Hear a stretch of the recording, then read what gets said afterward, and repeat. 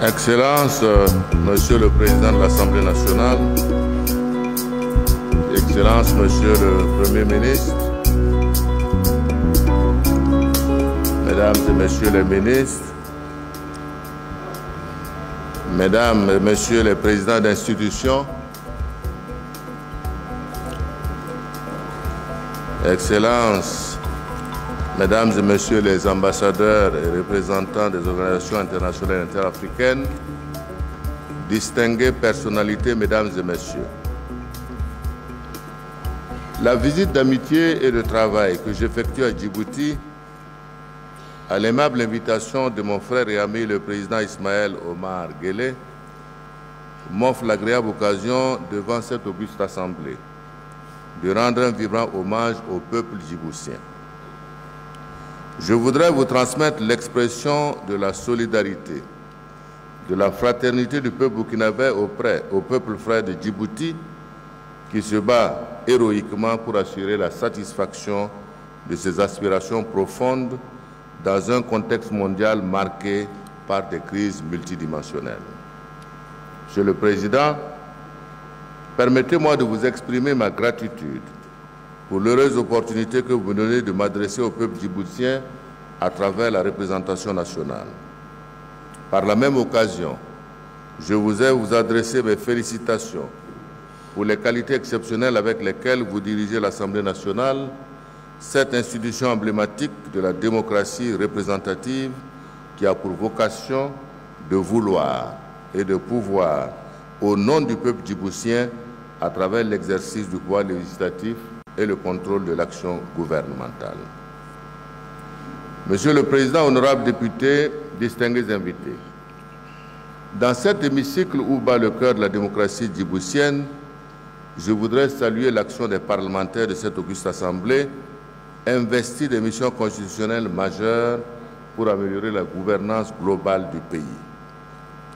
Dans un monde confronté à la triple crise sanitaire, sécuritaire et sociale, avec les graves conséquences économiques et politiques qui menacent la cohésion sociale et l'unité de nos États, voire même leur existence même, les parlementaires et les parlements demeurent les recours et les repères de nos populations. Il n'y a pas d'amélioration possible de la gouvernance sans une confiance entre gouvernés et gouvernants. C'est à ce niveau qu'apparaît le rôle essentiel des députés pour que le peuple continue à faire confiance à l'action gouvernementale en vue d'apporter des réponses à ses préoccupations majeures. Plusieurs intérêts en conflit charrient la vie quotidienne de nos institutions et de nos populations, avec des connexions au plan interne et international, d'où l'importance d'un consensus minimum de tous les acteurs au plan national sur les intérêts vitaux du pays. Monsieur le Président, honorables députés, Mesdames et Messieurs, dans le village planétaire qu'est devenu le monde, nos pays sont plus que jamais connectés. L'Assemblée nationale et les députés sont interpellés à cet égard pour développer la diplomatie parlementaire, ce versant parlementaire de la diplomatie d'État que définit le chef de l'État.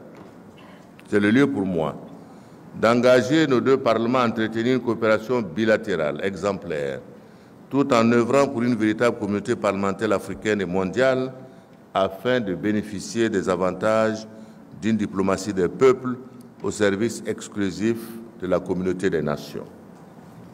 Je voudrais par la même occasion transmettre les salutations de votre homologue, Alassane Bala Sakandé, à vous-même et à tous les parlementaires djiboutiens. Tous les peuples du monde sont solidaires et leurs représentants élus, que sont les députés, doivent pouvoir transcender les intérêts des pays pour faire éclore un monde plus solidaire et plus uni. Cela est particulièrement vrai pour l'Afrique, qui doit trouver dans le désordre mondial actuel une opportunité pour construire son unité politique et sa souveraineté véritable, notamment sur ses ressources et sa monnaie. Monsieur le Président, honorables députés, Mesdames et Messieurs, la crise sanitaire sans précédent qui secoue le monde depuis l'année dernière a causé de nombreuses pertes en vie humaine et certaines mesures édictées pour lutter contre la pandémie comportent des conséquences dont les effets commencent à se faire sentir notamment au niveau des produits de grande consommation. L'Afrique doit prendre la mesure de la situation actuelle à travers le renforcement de la zone de libre-échange continentale pour produire et consommer africain. Ma visite dans votre beau pays, placée sous le signe de l'excellence de nos relations bilatérales, de l'amitié et de la fraternité, nous permettra d'explorer au mieux toutes les opportunités qui s'offrent à nous pour faire de l'axe Ouagadougou-Djibouti un exemple de coopération sud-sud. Malgré l'éloignement géographique de nos deux pays, nos deux peuples et nos deux gouvernements ont toujours su maintenir de bonnes relations. C'est pourquoi je suis heureux et honoré d'être dans l'histoire récente de nos deux pays. Le premier président de Burkina Faso a effectué une visite officielle en République de Djibouti.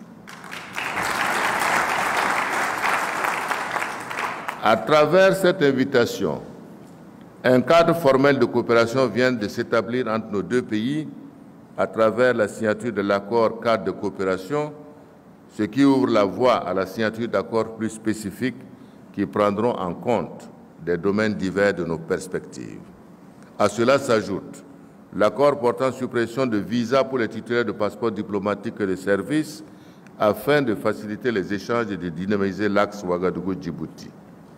La promotion réciproque de nos liens culturels et artistiques n'est pas en reste. Cela nous a conduit à procéder également à la signature d'un accord en matière de coopération culturelle et artistique afin d'en faire un instrument de promotion et d'intégration culturelle entre les deux peuples frères. Monsieur le Président, honorables députés, le Burkina Faso est depuis quelque temps la cible des forces terroristes et obscurantistes. Nous avons pris la pleine mesure de leur volonté clairement affichée de déstabiliser notre contrée ainsi que l'ensemble des pays de la région du Sahel. La lutte contre le terrorisme est donc désormais une priorité nationale qui n'aurait de succès que si elle s'inscrit non seulement dans une approche sous-régionale, mais également et surtout dans une dynamique de développement économique des zones les plus vulnérables. Ce phénomène du terrorisme est aussi et surtout un fléau global, en ce qu'il frappe sans discrimination et bat en brèche les principaux fondamentaux de la liberté et des droits humains. Ainsi, il en appelle à une condamnation claire et ferme de tous et à une réponse collective efficace, faite de solidarité, de mutualisation de nos efforts et de nos moyens. C'est ce qui justifie la création de la force conjointe du G5 Sahel, dont l'opérationnalisation est en cours.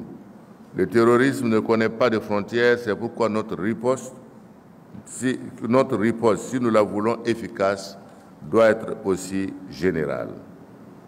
C'est avec ce message plein d'espoir que je voudrais réitérer ma gratitude à mon homologue, mon frère et ami, son Excellence M. Ismaël Omar Guelleh, au président de l'Assemblée nationale et à tous les membres de la représentation nationale djiboutienne pour m'avoir invité à prendre la parole dans cet hémicycle.